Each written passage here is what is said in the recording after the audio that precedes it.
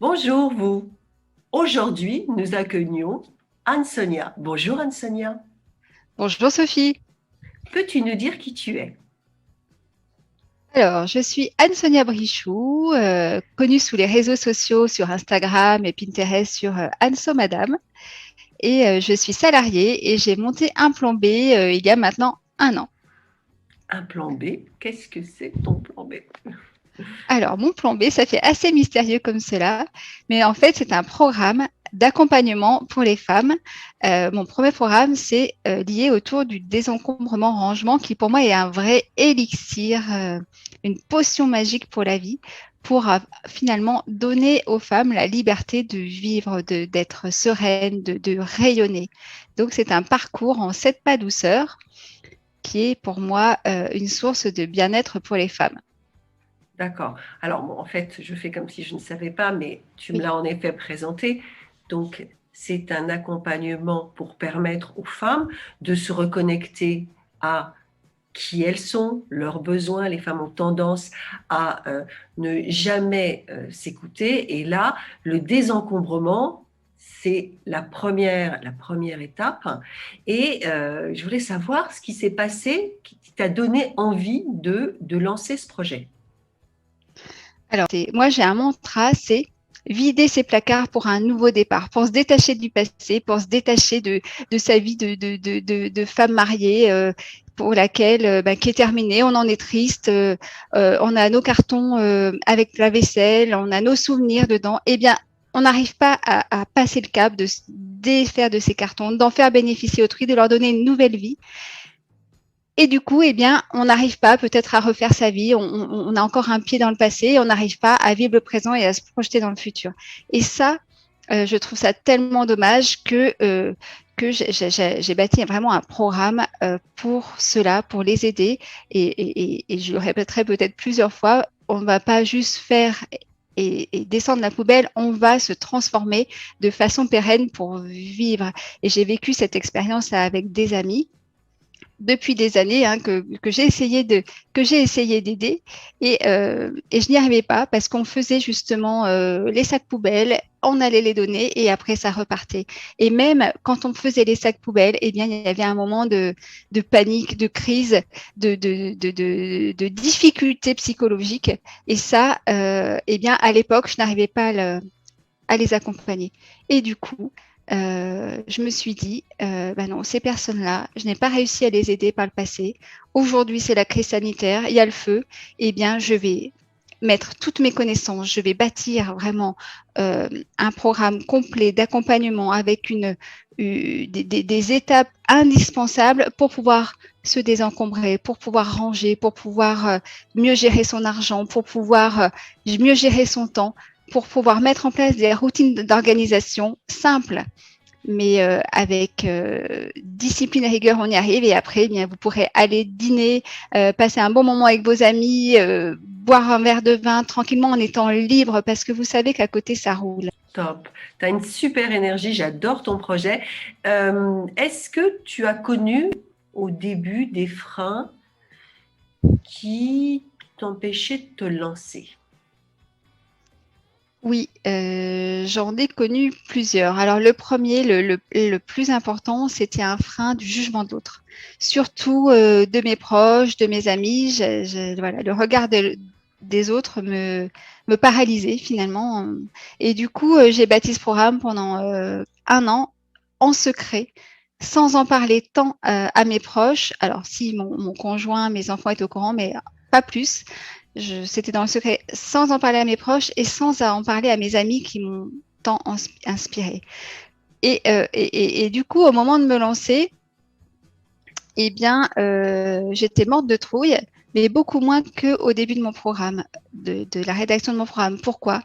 Parce que comme c'est vraiment un projet de cœur qui m'anime et je fais ça pour rendre aux femmes leur liberté, pour rendre aux femmes un charisme, pour rendre aux femmes une confiance en elles, eh bien, et comme je voulais en aider la majorité, je me suis fondue dans chacune de ces femmes pendant cette année-là. Des solutions à chacune.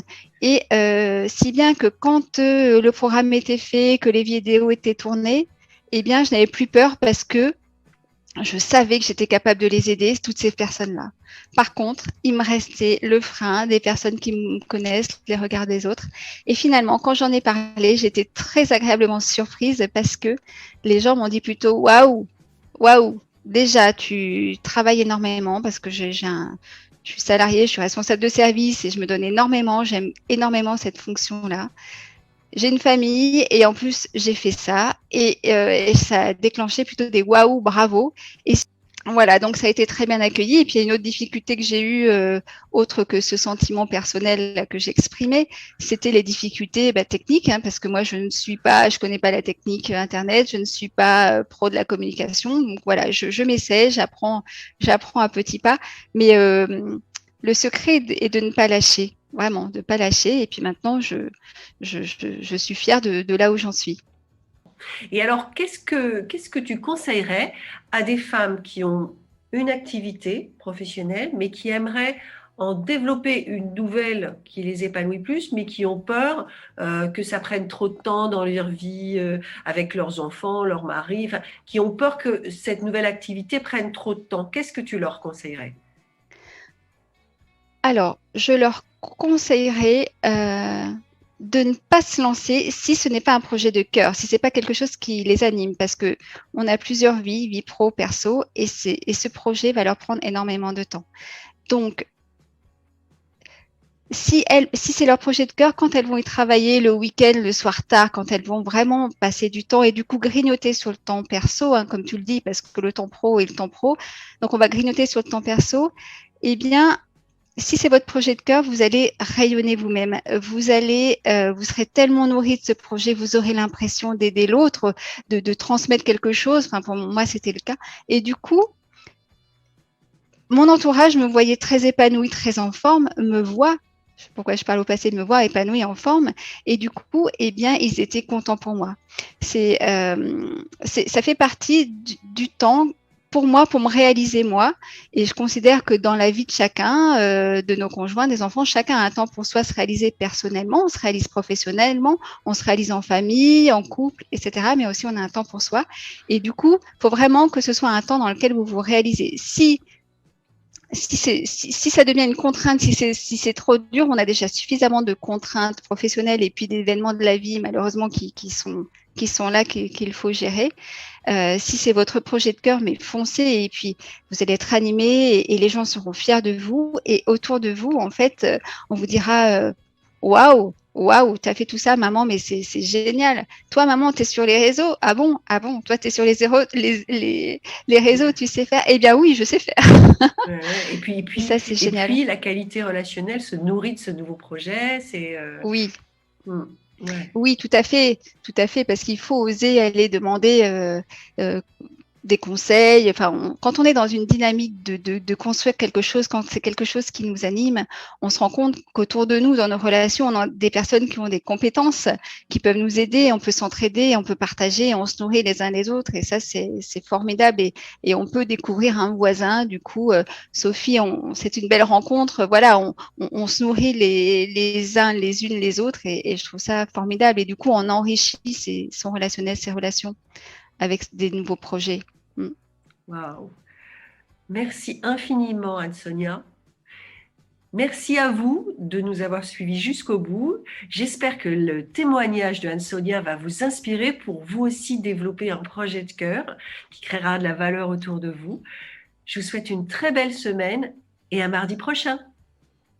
Au revoir.